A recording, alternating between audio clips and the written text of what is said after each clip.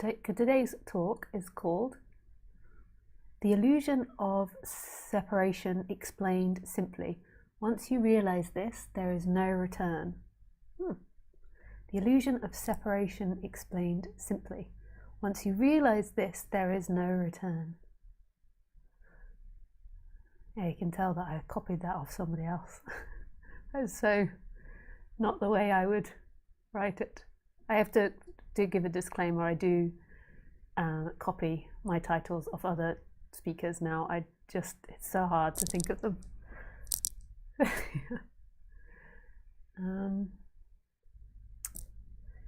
So,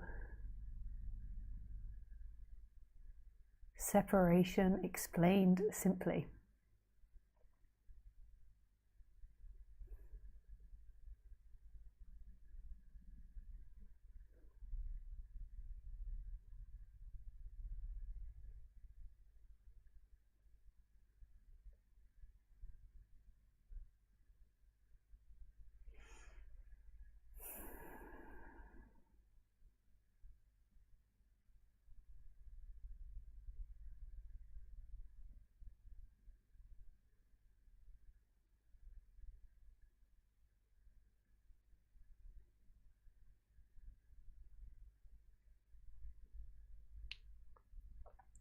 So in the West, we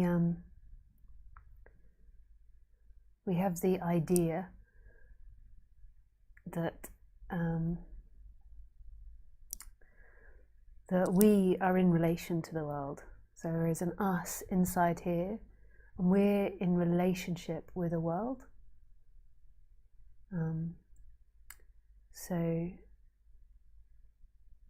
In spirituality, we think we are God's children. So we are the children on earth, and then there is a God in heaven or in the afterlife waiting for us. There is this physical form of God in the afterlife. Whereas in other cultures, particularly Eastern cultures, their religions tend to be non-dual. And maybe our religion, maybe Christianity was non-dual in the beginning, but it changed. So they have the idea that it's not that they're in relationship with a God. There's not a somebody there, a soul inside their body that is in relationship with. It's the idea tends to be that God is all, is the whole manifestation, and that this is God's dream. So this is God's illusion or dream, dependent on the religion you're in, and that who you actually are is God, but you as God has got lost in the idea that you are a body mind mechanism in relationship with a separate world, whereas in actuality this is all God's dream, and there's not a person inside the body in relationship with the world. So you could think of it a little like if you ever did a virtual reality game. Often when you play the virtual reality games, you're a character in the game, so you're looking through a character's eyes. So say if you're playing a Star Wars, you might be Luke Skywalker. Yeah, Luke Skywalker. And you're looking through Luke Skywalker's eyes at the rest of the computer game. But really it's all computer game. So Luke Skywalker is a program in the computer game. The spaceship that he flies is a program in the computer program. The sky, the universe that he's flying through is a program in the computer game. The stars, Yoda, Darth Vader, all of it is made of the same zeros and ones. I don't know how they program. It's made of the same programming. But when you play the game, you play from a character. So you play from Luke Skywalker. Like, you can't play the game from everything. It wouldn't work if you tried to be all of the characters at once. and all of the environment. So you play it from a specific point in apparent time and space, Luke Skywalker. And in this analogy with God and with separation, God, this is God's dream, all of it. So this is God's computer program. So this is all programmed by God, or this is all God's dream. And God is dreaming this character, so Lisa or your characters, and then there is a belief or an energy that makes it feel like you are actually a limit. You are this body-mind mechanism that's limited and cut off from everything else.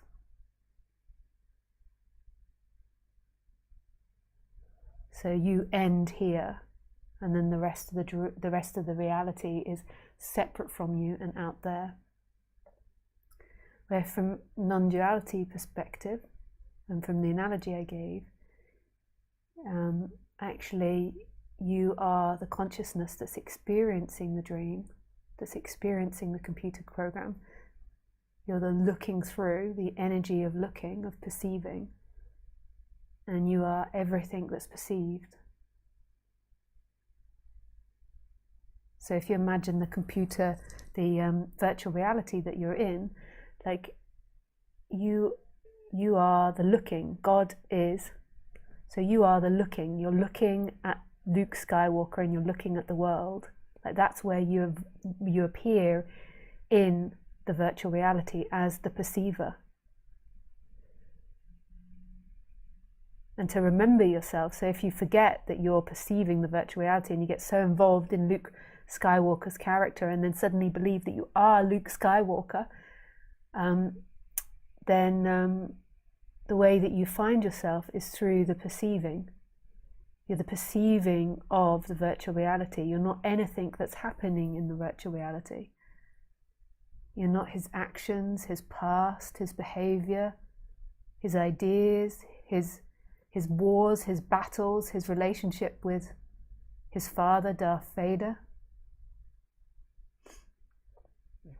You don't find it in the virtual reality. You find yourself in the perception. So you are perceiving the virtual reality. So that's the way where you find God. God is who you truly are, is the perceiver of everything that's happening. So you find God in two places: the heart of it, which is the beingness, the sense of existence. Because that's the other place you find yourself in the virtual reality, is a feeling of being alive. And the empty looking, the perception, the consciousness. And then when you follow them back, you find that you are not a thing in this world, and you are all things in this world. You are everything that's appearing in this world.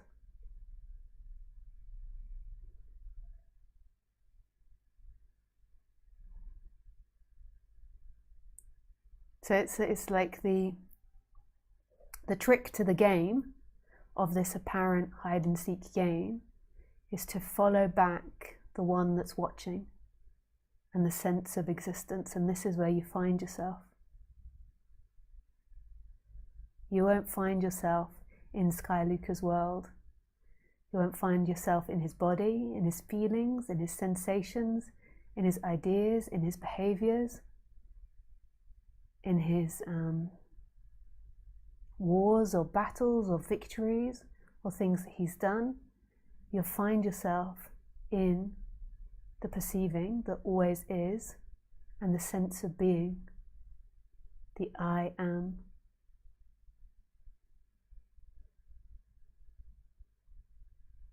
The I am.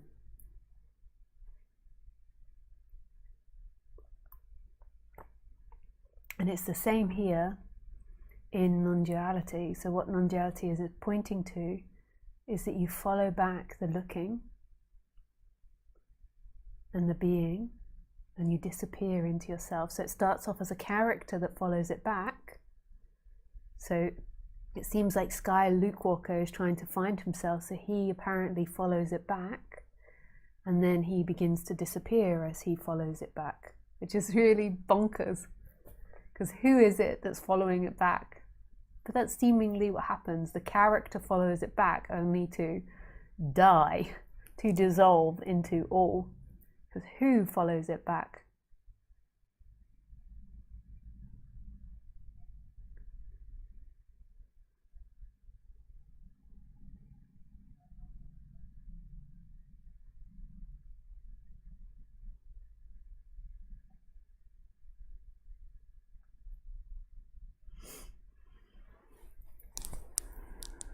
Who follows it back?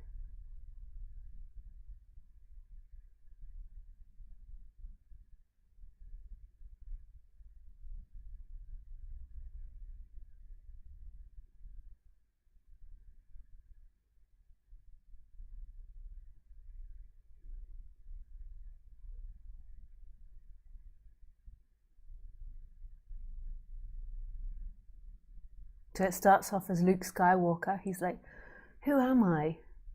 Why do things not feel quite right? So he starts off looking in the world, and he goes and sits under great trees. If you know, and under Mahima, that means sages. And he begins to ask, who am I? Who am I? Isn't that crazy that it's the apparent character that begins to ask it, and the character's never existed? But how else would it happen? For some, it's just a boom, and suddenly there's a waking up. But for most, it's this amazing journey the character, the apparent character, goes through. And then it keeps being pointed inwards, but as it begins to go inwards, it disappears. Because Luke never was alive. He was a program in the virtual reality. He was never alive. And so he doesn't wake up. What wakes up is what was always awake, but entangled in a dream, apparently tangled in a dream. It didn't really forget, because consciousness and beingness can't forget. They're always here. They don't have the ability to remember and forget. But when the character is identified, it's seemingly sucking the two into a small ball inside itself, feeling like it is someone. And then it has that appearance. Consciousness feels like it's bound and separate, and there is a soul inside the bodies in relationship with a separate world.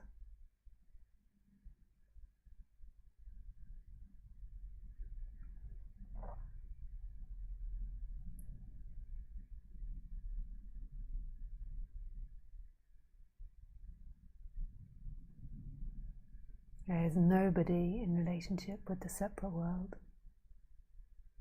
Nobody. Who? So who are you now? Are you your character? And this is total freedom. So the reason why this is like, once you realize this, there's no turning back. So once you realize this, which might not necessarily be the energetic shift, but it's like you begin to taste it. There's no turning back, because it's absolute freedom. It's what you've always longed for. You've never really longed for things in the flow of life. You've just seemingly longed for things in the flow of life. You've seemingly longed for person, place, thing. But really what you've always wanted is just what you are right now.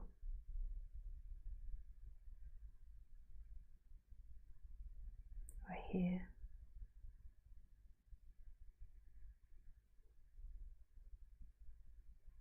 What else? What else could you want?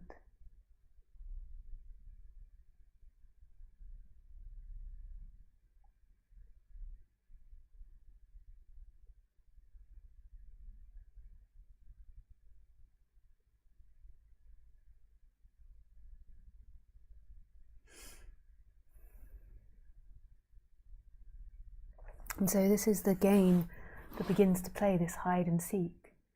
Because once there is the feeling in the character that it is something in time, and it loses connection with who it truly is as consciousness and beingness, the character always feels uncomfortable, and its life gets immensely complicated because it's believing in a false idea that I exist as a separate person, I act independently as a separate person, and so do the others. The others are separate and the others act independently. It's who acts. Who acts independently?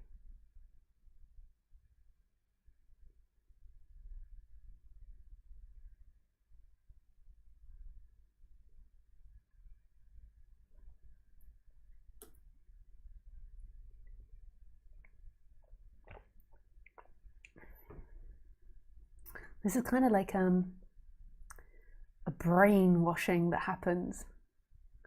You wash your brain. You wash your brain. Yeah. What I mean by that is the mind just becomes more and more flexible. It just stops holding on to things.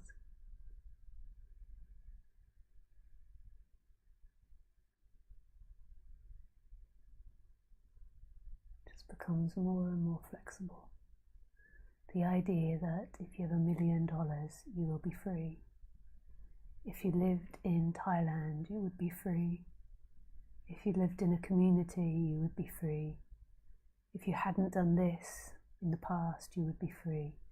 If you'd done that in the past, you would be free. If you'd found the perfect relationship, you would be free. The mind goes on and on and on about all the things. And this just begins to get washed away. You know, like the seashore.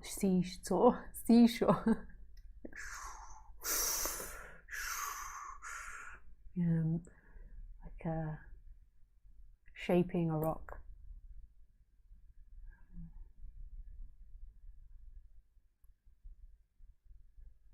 Shaping a rock.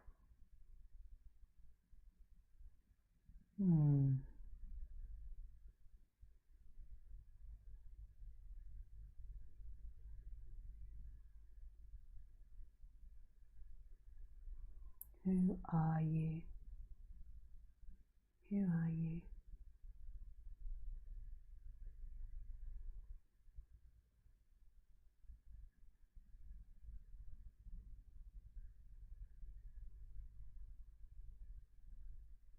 What is to hold on to? So in just turn down my light. Oh.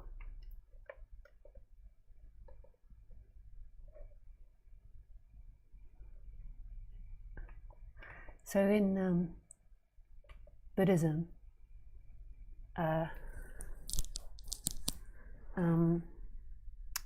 you know, they call the washing of the brain the end of craving. And so you can really understand that, like, craving is such a strong word, like the end of craving for something in space and time. The reality will look a particular way. When you're craving, you know, when you've got this desperation that something in time will save me, then you're running into the past and future. You're constantly running, and the past and future only exists in a thought realm.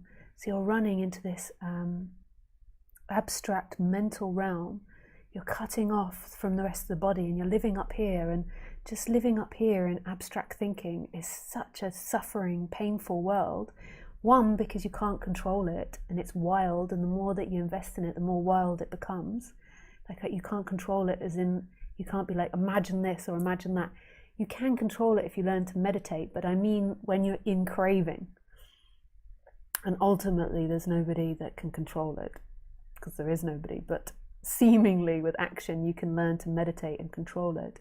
But living in this abstract mental realm is incredibly stressful. So you're evoking the nervous system all the time, and it's dead. You know, to be alive in a way, you have to be totally connected to beingness. And beingness, the portal to beingness, is seemingly in the body, in the heart area. Eckhart Tolle, he says, let's see if I can get this right. He says something along the lines of somebody that is without emotion, so somebody that might appear more enlightened because they're without emotion and reactivity, but they're totally in the mental realm, is further away from somebody that is in the body and having reactive, uncontrollable emotions, because they're in the body, and being in the body is right next to the beingness. Yeah. See, I am is seemingly in the heart area. So it's like you have to be able to feel everything in order to feel the beingness. Isn't that weird? Like, you have to really, it's like the love underneath everything.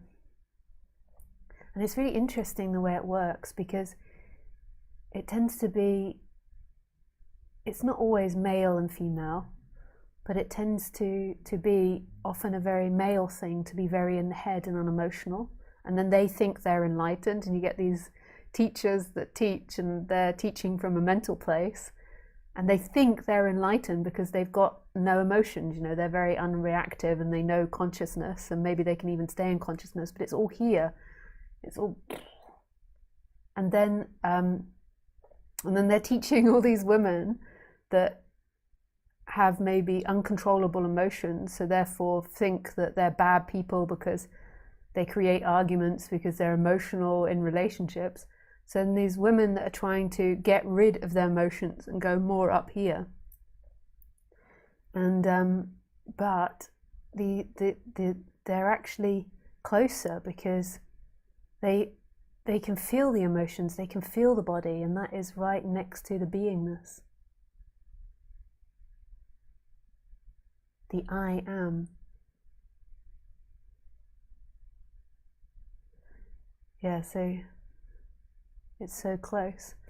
However, what tends to happen, what happened with me, was there was a process of calming the emotional beast down.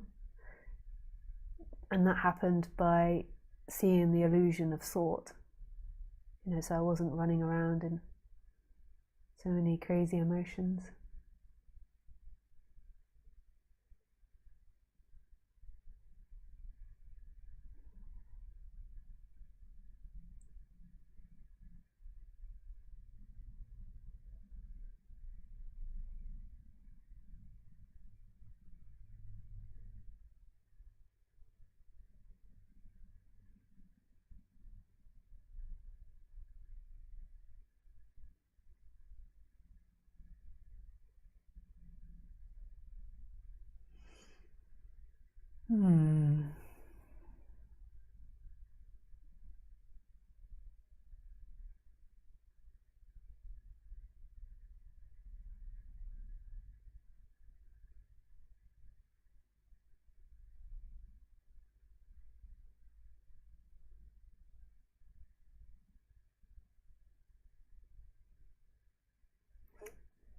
When you're in the mental head, when you're in the mind, you know, you're trying to not feel the emotions. So you're trying to control the emotions by just being in here. So your experience of reality is kind of to be ahead.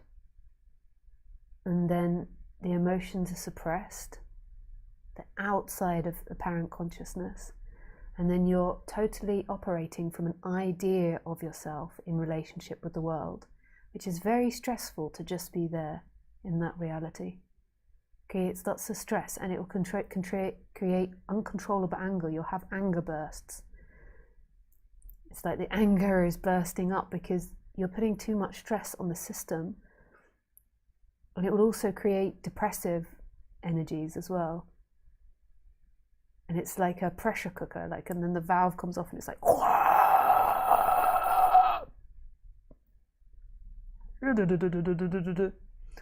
sometimes you can hear it in people's tones of their voice as well. It's interesting. Whereas this to find yourself, you have to be able to feel everything that's happening right now. Because it's in everything that's happening. Beingness is in all the senses. The empty looking, the consciousness is seemingly not in the senses in a way, but it is as well. But it's like the empty looking that's perceiving, whereas the beingness is life, is everything, is God, is Shakti.